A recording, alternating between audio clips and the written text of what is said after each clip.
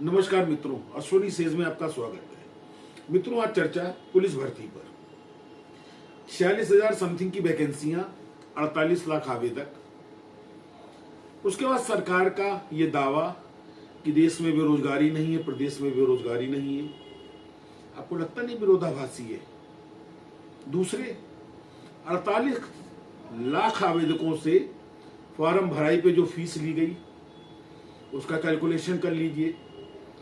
वो बच्चे जो अपने शहर से 2-2, 3-3, 400 किलोमीटर जा करके सेंटरों पे जाके एग्जाम दे के आए, रात में रुके, वो खर्चा कैलकुलेट कर लीजिए।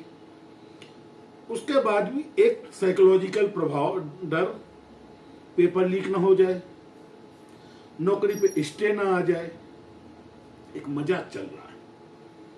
मैं भी देख रहा था, नेट परीक्षा में हमारे तथाकथित विद्वान पेपर सेटर एप्टीट्यूड टेस्ट भी लेते हैं। 5-0, 4-0। अरे वो स्पेसिफाइड कोर्स का एग्जाम है।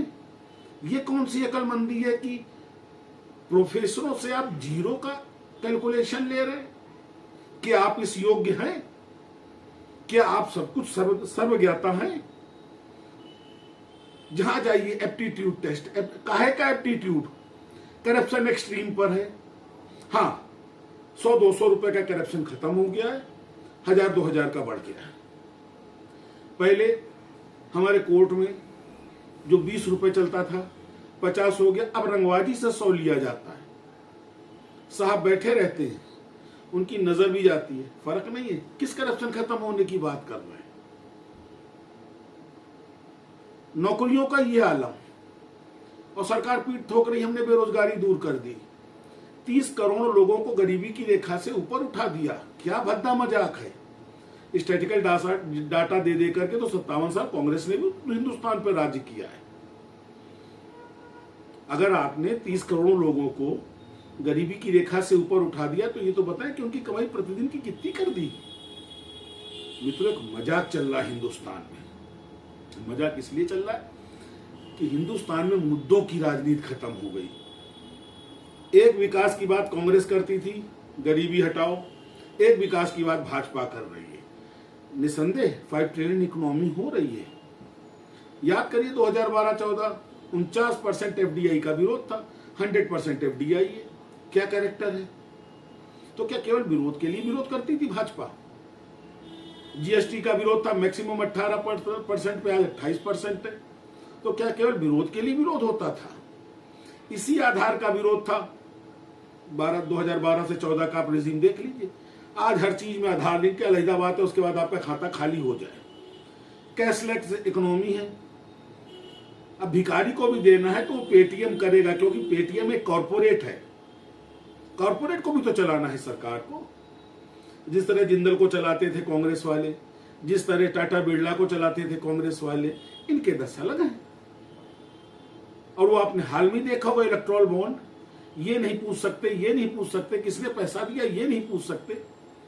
ये लोकतंत्र है क्या? इसी लोकतंत्र के लिए हमारे वीर सपूतों ने शहादत दी थी। मित्रों, एक मजाक चल रहा है व्यवस्था से। निसंदेह भाजपा ने सनातन का मान रखा। जो लला पिछले 500 सालों से अपने अस्तित्व के लिए संघर्षरत थे, 150 सालों से मुकदमा लड़ रहे थे, टाट से निकल करके अपने प्रसाद में आने का निसंदेह बनवाया। अब कांग्रेस कहती है तो सुप्रीम कोर्ट का आदेश था तो आप क्यों नहीं करवा पाए? परंतु रामलला को टेंट से निकाल के प्रसाद तक लाने के लिए कीमत क्या चुकाई है जनता ने, यह भी महत्वपूर्ण है। 1941 नमक के ऊपर तत्कालीन अंग्रेज सरकार का टैक्स, पूरे हिंदुस्तान में एक नमक सत्याग्रह हो गया था। आज कमोबेश हर चीज पे टैक्स है, किसी के मुंह से आवाज नहीं। ये मानसिक गुलामी है मित्रों, और इसके मूल में कहीं ना कहीं कांग्रेस है। क्योंकि कांग्रेस का जो सनातन विरोधी रवैया है सेकुलरिज्म के नाम पे, हकीकत में सेकुलरिज्म की परिभाषा में कांग्रेस की खरी नहीं उतरती। भाजपा की तो जाने दीजिए। लेकिन सेकुलरिज्म के नाम पे जो कांग्रेस का एटीट्यूड रहा है, जो उसका दोहरा रवैया रहा है, चाहे कम्युनल वायलेंस एक्ट के रूप में हो, चाहे वर्शिप प्लेस एक्ट के रूप में हो, चाहे वो 35 धारा 35 हो, चाहे धारा 370 हो। बताइए क्या मजाक था। अस्थायी धारा होने के बाद 57 साल सत्ता में रहने के बाद भी कांग्रेस ने नहीं हटाया। तो मित्रों, बात हमारी बेरोजगारी की है। ये वो मुद्दा है जिसपे हिंदुस्तान के युवाओं का शारीरिक और मानसिक और आर्थिक शोषण किया जा रहा है। हर बार हर ऐसी प्रतियोगिता परीक्षा कहीं ना कहीं हाई कोर्ट में फंसती है, कहीं ना कहीं पेपर लीकेज का शिकार होती है। सॉल्वर्स पकड़े जाते हैं, 155 सॉल्वर तो इस बार भी पकड़े गए। अब ऐसे में देख लीजिए कहीं ना कहीं 2-4 दिन में ये भी खुलासा हो जाएगा कि पेपर लीक हो गया था। फिर क्या होगा? इन बच्चों के भविष्य से खिलवाड़ क्यों? दुनिया का सबसे अधिकतम युवा आबादी का देश है, हम अपने बच्चों को नौकरी नहीं दे पा रहे। हमारा केवल एक ध्येय कि बच्चा पढ़े लिखे और उसके बाद 10-20-25 हजार रुपए में किसी कॉर्पोरेट में नौकरी करे, उतना कमा ले जितने में जी ले। ये भी सरकार का एटीट्यूड होता है, पहले कांग्रेस का, आजकल भाजपा का है। इन नेताओं के बच्चे सब कुछ करने के लिए स्वतंत्र है, नहीं स्वतंत्र तो हमारा आपका बच्चा। मैं आज ओवैसी को सुन रहा था, बड़े सीना फुला के कह रहे थे कि हिंदुस्तान का संविधान समानता की बात करता है। बिल्कुल करता है। तो एक धर्म के साथ ऐसा दुराभाव क्यों? कभी ओवैसी जी ने या कांग्रेस ने या भाजपा ने यह बताया कि हिंदुस्तान का वो संविधान जो सभी नागरिकों के समान अधिकार की बात करता है, उसमें जातिगत आरक्षण कहां से आता है? क्या एक सवर्ण का बच्चा केवल इसलिए शिकार बनाया जाएगा कि वो तथाकथित सवर्ण है, चाहे उसके घर में खाने को कुछ ना हो? अब ड्रामा देखिए, 10